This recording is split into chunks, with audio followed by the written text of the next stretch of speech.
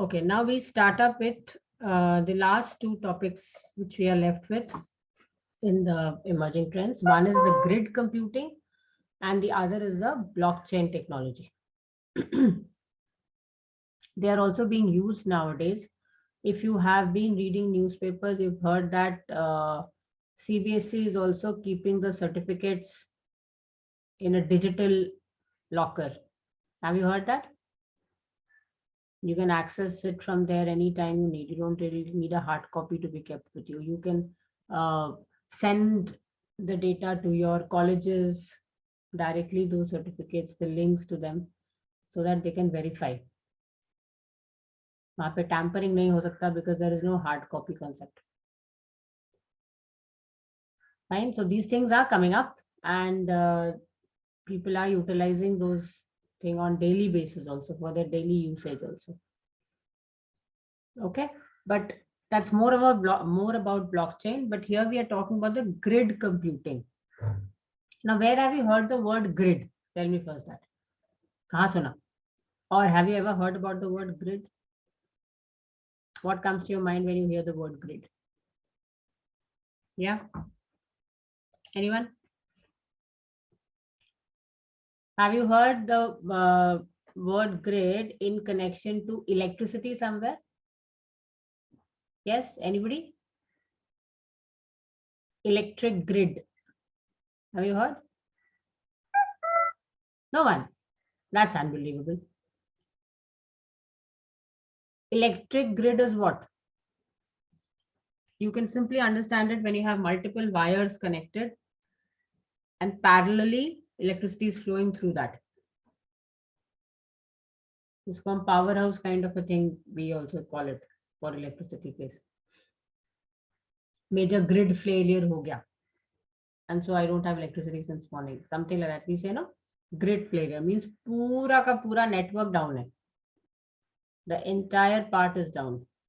Okay, so grid is basically when you combine machines, when you combine wires, if I'm talking about in terms of electricity, but here we are talking about computers, so computing. So I'm saying multiple computers connected over a network. Okay, and they all are processing together.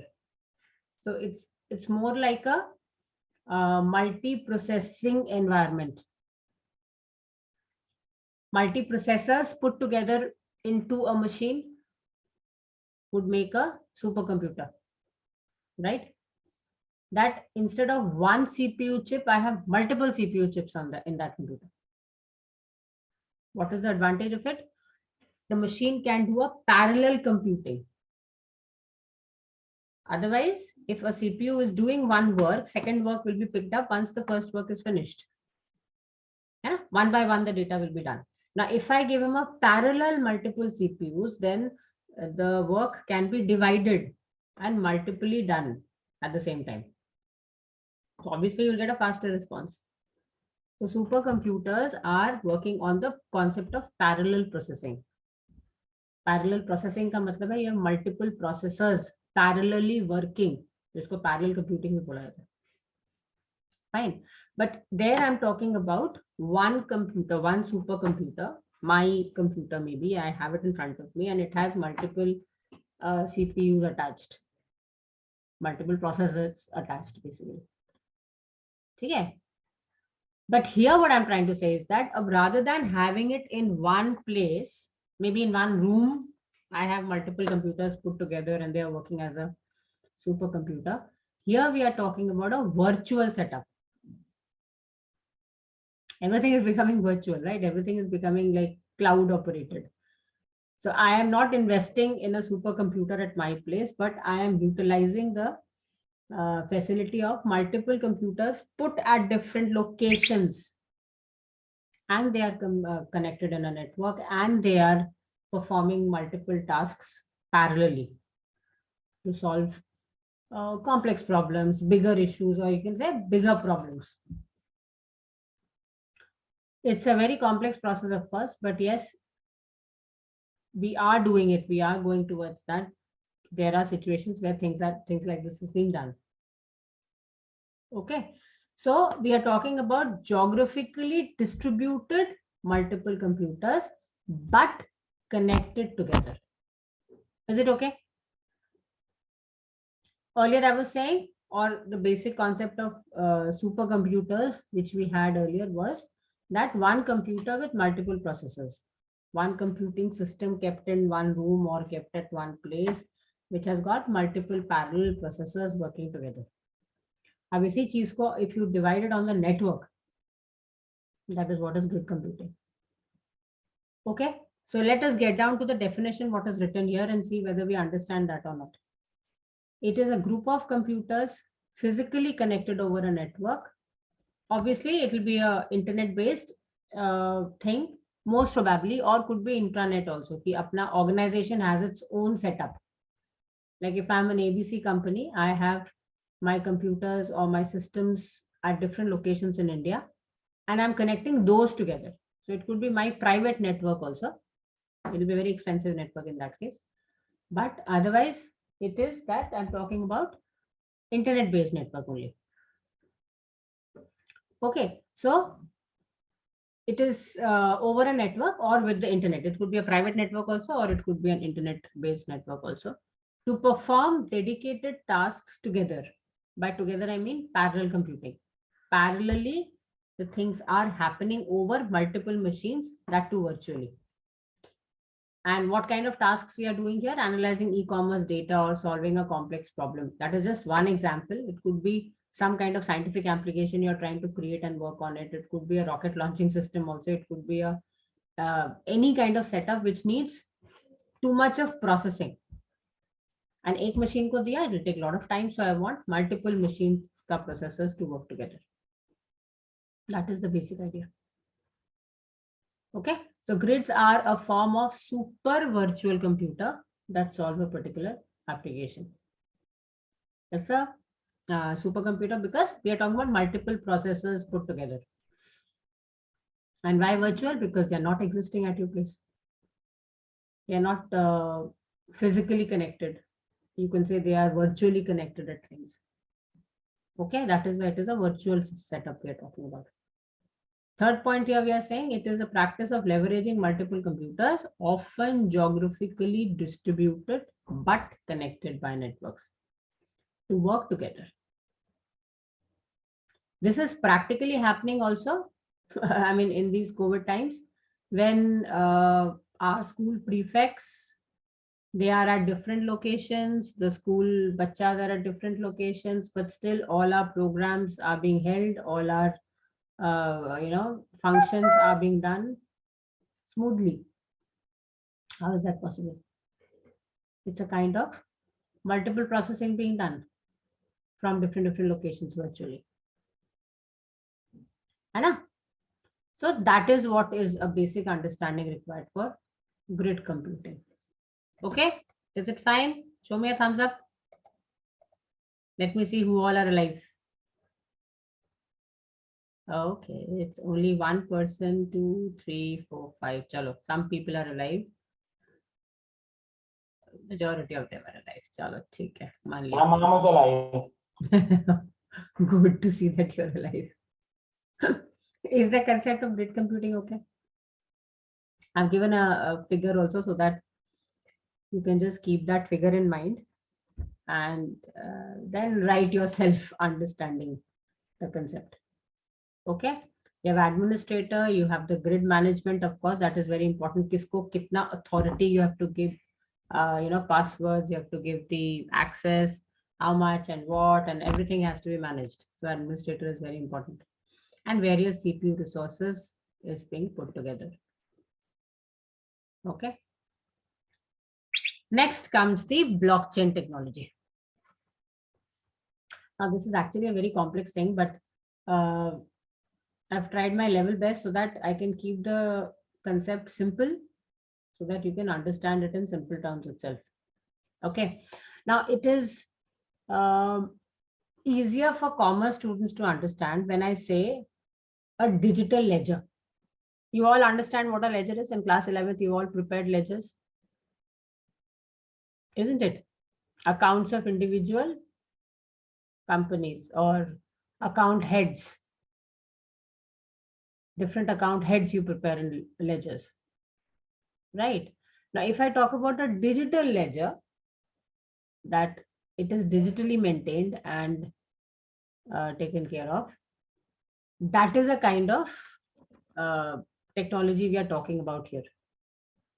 A digital ledger of transactions rather than on paper, we are doing it digitally.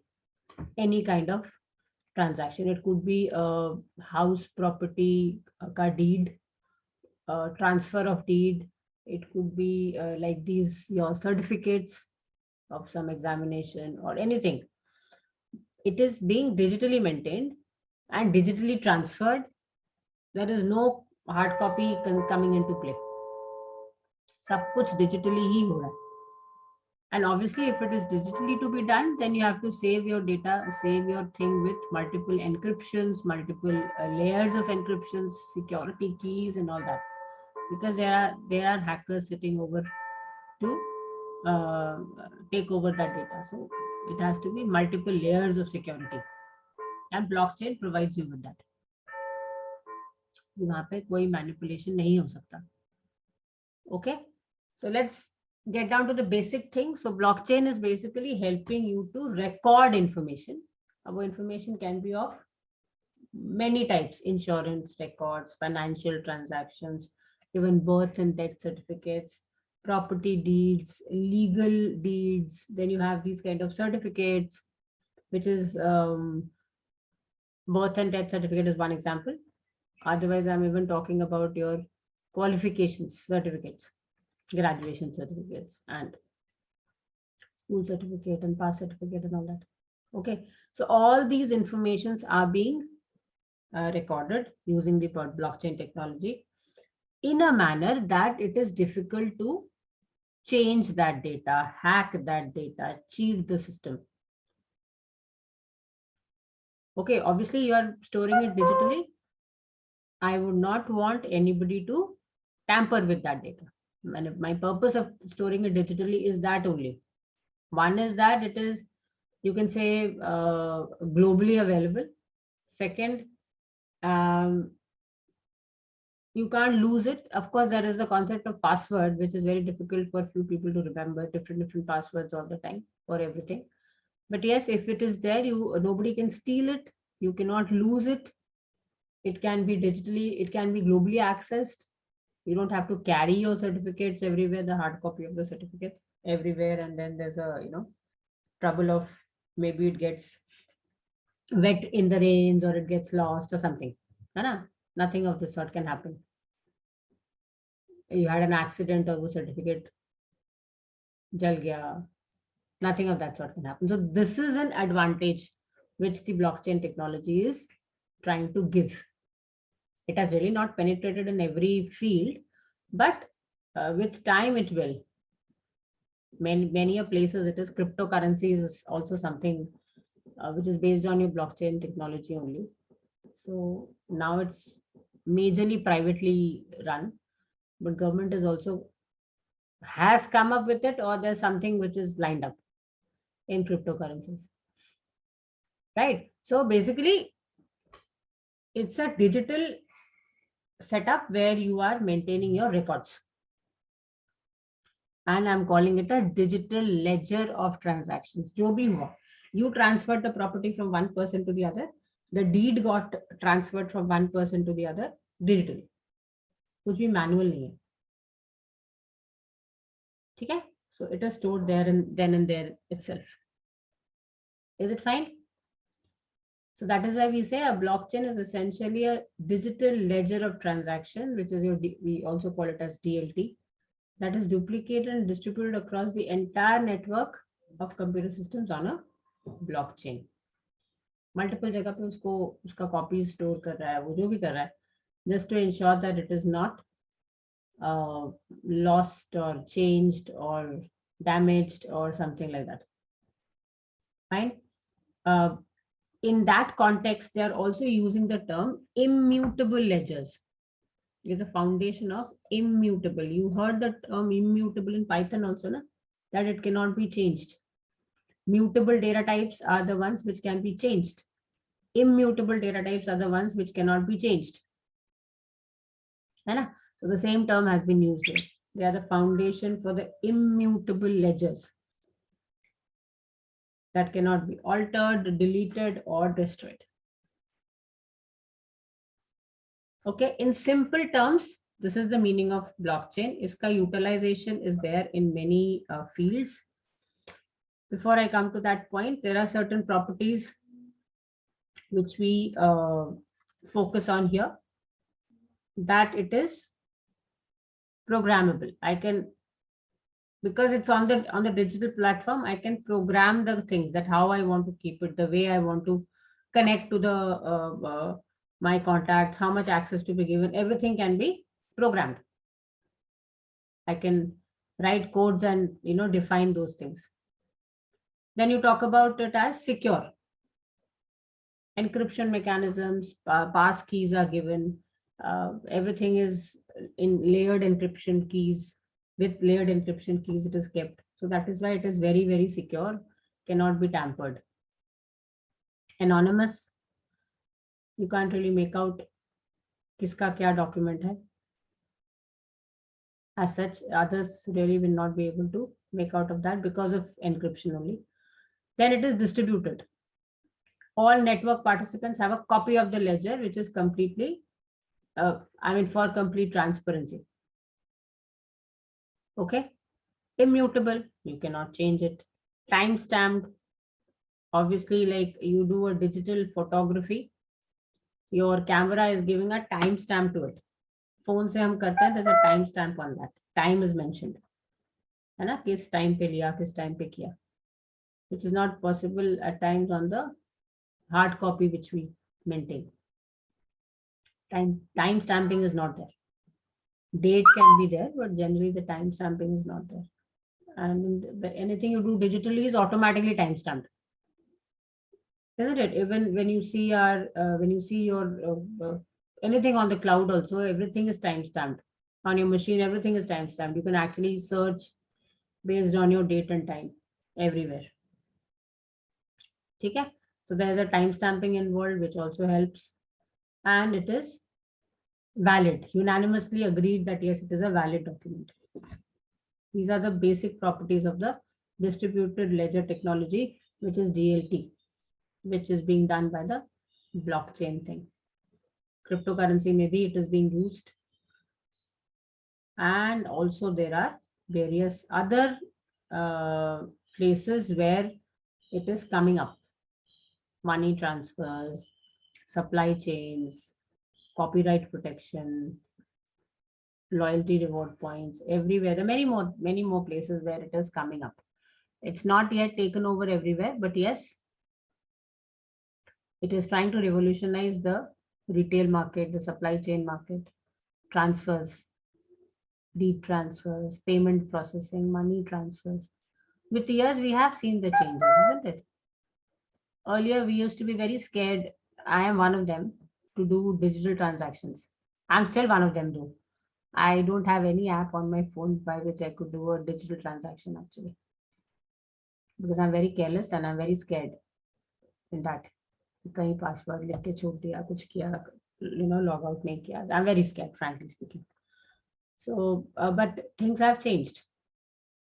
Digital money transfer is becoming very popular and everybody is doing it using Paytms and Google Pay and things like that. Online shopping, everybody is doing. Isn't it? So all these things are happening, and the technology is taking over. With time, it will do more of it. Let us see. By the time you people go to offices, it will become paperless. Absolutely. Everything digital. Nothing on paper. Isn't it? Okay. So that's all about your digital technologies, which needs to be done for the emerging trends chapter here. Fine.